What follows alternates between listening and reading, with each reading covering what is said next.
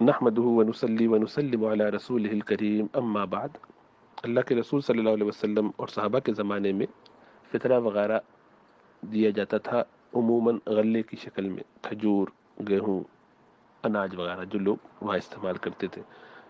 اور حکمت اس کی یہی ہے کہ فطرے میں لوگ جو کہ ایک دن کا بھی کھانا افورڈ نہیں کر سکتے، جن کے گھروں میں 2 وقت کا کھانا موجود نہیں ہے اپنے بیوی بچوں کے لیے، ان کی بھی مدد کی جائے تاکہ عید کے دنوں میں وہ بھی ہمارے ساتھ شریک ہو، عید کا دن وہ بھی کچھ اچھی طرح کھا پی لیں، ان کو بھی تسلی ہو جائے، کہیں مانگنا نہ پڑے۔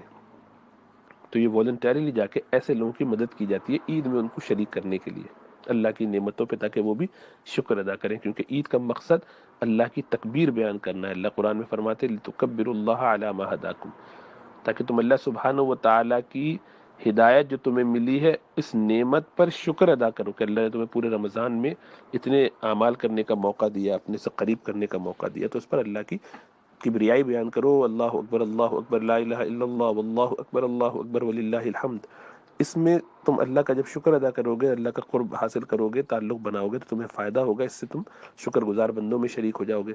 تو جن لوگوں کے پاس اس دن بھی کھانے کو نہیں ہوگا تو وہ اس پر اس طرح شکر ادا کر نہیں پائیں گے، دل سے وہ تکبیر نکلے گی نہیں، مشقت میں پڑے ہوں گے، کھانے کے لیے تلاش کریں گے، دکانیں بند ہیں مثلا، یہ کام نہیں ہو رہا تو کہاں جائیں گے؟ تو ایسے لوگوں کو بھی اپنے ساتھ شریک کرو تاکہ یہ اللہ کا شکر تمہارا ادا کرنا مالی طور پر بھی ہو جائے، اور تمہارے غریب غربا جو رشتہ دار بھائی بہن ہیں، محلے وادار ہیں، ان کی بھی مدد ہو جائے۔ تو ایسے غریبوں پر یہ پیسہ خرچ کیا جاتا ہے کہ جن کے پاس 2 وقت کا کھانا بھی موجود نہ ہو یا بہت تنگی میں ہو وہ۔ اللہ کے رسول صلی اللہ علیہ وسلم کے زمانے میں چونکہ یہی چیز کھائی جاتی تھی، ہر گھر میں غلہ یہی ہوتا تھا، اسی کو کوٹتے تھے، اسی کو پیستے تھے، اسی کو پکاتے تھے، کھا لیتے تھے۔ ان کے لیے چونکہ یہ روزانہ کا معمول تھا تو یہ غلہ ان کے لیے کوئی مشکل چیز نہیں تھی کہ اس کو پیسنا کیسے، پکانا کیسے۔ آج کے زمانے میں اتنا تنوع ہے لوگوں کے پاس، کھانے کا اسٹائل مختلف ہے، ہر ایک کے یہاں کھانے کی چیزیں مختلف ہے، کوئی شاید 2 گھر بلکہ ایک خاندان کے اکثر لوگ بھی ایگزیکٹلی ایک جیسے اب کھانے نہیں کھاتے، کہ آپ ان کے گھر دیکھیں گے تو یہ کھانا بنانے کا طریقہ مختلف ہے، چچا کے گھر جائیں گے تو پتہ چلے گا ان کے یہاں سوئیاں بنانے کا طریقہ مختلف ہے، اگرچہ سب کے ہاں ایک ہی جیسی روٹیاں اور سوئیاں وغیرہ کچھ بنتی ہوں، لیکن سالن مختلف ہوگا، بریانی کا اسٹائل مختلف ہوگا، چلو ایک خاندان میں پھر بھی، لیکن محلوں میں گھر مختلف ہے، خاندان مختلف ہے، تو اسٹائل مختلف ہو جاتا ہے۔ تو لوگوں کے ہاں بعض گھروں میں آپ کو سبزی پسند نہیں آئے گی کہ وہ نہیں کھاتے، پسند نہیں کرتے، بعض گھروں میں جو ہے گوشت پسند نہیں کرتے، تو آپ ان کو کیا چیز دیں گے؟ عید والے دن آپ نے اگر اٹھا کے ان کو وہ غلہ دے دیا، پہنچا دیا نصا، اور وہ جناب گھر میں ان کے رکھا ہوا ہے 1.25 کلو کے قریب، وہ اللہ کا بندہ اس گیہوں کا کیا کرے گا جس کے پاس گھر میں اب کھانے کو بھی نہیں ہے؟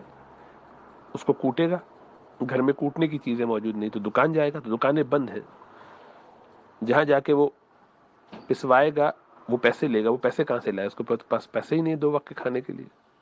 تو آپ نے تو اپنے طور پر اس کی مدد کی، وہ بیچارہ پھنس کے رہ گیا۔ آپ کے علاوہ 6 اور لوگوں کو بھی یہی جذبہ آیا، جو خیال آپ کے ذہن میں آیا کہ ہم بھی نبی اکرم صلی اللہ علیہ وسلم اور صحابہ کے طریقے کے مطابق کھانے کی چیزیں کیوں نہ پہنچائیں۔ تو اتنے لوگوں نے غلہ پہنچا دیا، گھر میں 10 کلو گیہوں آ گیا، اب 10 کلو گیہوں تو ہے، کھا نہیں سکتے، کیا کریں؟ اس کو بھون کے کھائیں، اس کو کچا چبائیں، کیا کریں اس گیہوں کا؟ کہاں سے پیسیں؟ آج کے زمانے میں یہ کوئی کلچر ہے؟ نہیں کر سکتے۔ غریب کچھ علاقوں میں شاید ایسا ہو، لیکن عام حالات میں ایسا کرنا آسان نہیں ہے۔ تو آپ کہنے ہم اس کے برعکس وہ کھانے کی چیزیں دے دیں جو آج کل کھائی جاتی ہیں، تو بھی آپ اپنے حساب سے فیصلہ کریں گے کہ آپ کا کھانے کی چیز دینا چاہتے ہیں۔ میں نے عرض کیا نا کہ مختلف لوگ مختلف چیزیں کھاتے ہیں، اور اگر آپ کھانے کی کوئی اور چیز دیں گے تو بھی وہ سنت تو نہ رہی۔ اگر آپ کو اللہ کے رسول صلی اللہ علیہ وسلم اور صحابہ ہی کے ایگزیکٹ کاپی کرنا تھا اس معاملے میں، یہ وجہ اس لیے پیش آئی، یا یہ غلطی سمجھنے میں اس لیے ہوئی کہ ہم نے یہ سمجھا نہیں کہ اس کا مقصد کیا ہے۔ مقصد ان کو خوشی میں شریک کرنا ہے، اور آج کے زمانے میں خوشی میں شریک ہونے کے لیے وہ چیزیں جو ان کو پسند ہو وہ اگر ان کو دی جائے تو زیادہ بہتر ہے۔ جیسا عرض کیا 3-4 لوگ بھی اگر مثال کے طور پہ آج کے کھانے کے حساب سے بھی چلیے مان لیے کہ جو آج کھایا جاتا ہے وہ بریانی ہے، تھوڑا سا چاول دے دیا، تھوڑا سا پکا پکایا جو ہے وہ سالن دے دیا، ساتھ کچھ نان بھجوا دیے، کچھ سویٹ ڈش، کوئی ڈرنک بھجوا دی، تو یہ عام حالات میں یہ بہت مناسب ہے، اچھی طریقے سے کوئی فیملی کھا سکتی ہے۔ لیکن آپ نے بھجوایا، محلے کے 6 اور لوگوں نے بھجوا دیا، تو وہ کیا کریں؟ کہاں رکھیں؟ ان کے پاس گھر میں فریج نہیں ہے، اس کو رکھ کے کہاں سڑائیں گلائیں؟ گھر میں پڑا ہوا ہے کھانا، آج تو کھا سکتے ہیں، 2 دن تک کھا سکتے ہیں، تیسرے دن کھائیں گے، اس کے بعد سب سڑ کے ختم ہو جائے گا، سارا ضائع ہو جائے گا۔ باقی دنوں میں فاقے کریں گے، بھیک مانگیں گے. تو ہم ان کی مدد کر رہے ہیں یا ہم الٹا ان پر ایک بوجھ ڈال رہے ہیں؟ تو اس لیے دین کے مزاج کو سمجھنا چاہیے. علماء کرام چونکہ ان ساری باریکیوں کو جانتے ہیں، ان کے نزدیک یہ ساری احادیث ہیں، ان سب چیزوں میں ان کو اجتہاد کرنا پڑتا ہے کہ زمانہ جب بدلے گا تو لوگوں کو یہ کہا جائے گا کہ اب درہم اور دینار اللہ کے رسول صلی اللہ علیہ وسلم کے زمانے میں دیے جاتے تھے، آج وہ نہیں ہو سکتے، مجبوری ہے ہماری. ہوتا تو بہت اچھا ہوتا، شاید امت میں دنیا میں اتنے مسائل اور پریشانی نہ ہوتی، گولڈ ہی اگر معیار رہتا، لیکن اب مجبوری ہے، اب پیسہ ہی دینا پڑے گا. تو زمانے کے حساب سے حکمتوں کو علماء کرام سمجھتے ہیں، اس کے حساب سے فیصلہ اور فتویٰ دیتے ہیں اور سمجھاتے ہیں. اسی لیے ان چیزوں میں زیادہ عام آدمی کو بہت غور و خوض نہیں کرنا چاہیے. جیسا بڑے بتا دیا کریں ویسے کر لینا چاہیے. یہ ایسے ہی جیسے کہ میڈیسن میں آپ کو کوئی ڈاکٹر کہہ دیتا ہے کہ بھائی اس طرح سے علاج ہوگا، کر رہے ہیں نا، دل نہ بھی مانتا ہو کر رہے ہیں، مجبوری میں بات وہی مانتے ہیں، کرنا پڑتا ہے. اس لیے کہ ایکسپرٹس پہ اعتماد ہے. دین کی بات آتی ہے تو علماء پر ذرا اعتماد کم ہوتا ہے، بدگمانی زیادہ ہوتی ہے. یہ سمجھ میں آتا ہے کہ شاید ان کو سمجھ میں نہ آیا ہو، ہمیں زیادہ سمجھ میں آ گیا. ایسا نہیں سوچنا چاہیے، بلکہ سمجھنا چاہیے کہ یقیناً ان کو زیادہ سمجھ میں آتا ہے، ان کی یہ فیلڈ ہے، اس پہ غور کرتے ہیں، وہ چاروں اینگل سے چیزوں کو دیکھتے ہیں.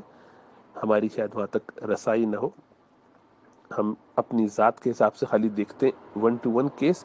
وہ پوری امت کو ہر جگہ دیکھ رہے ہوتے ہیں، ہر علاقے میں، ہر ملک میں.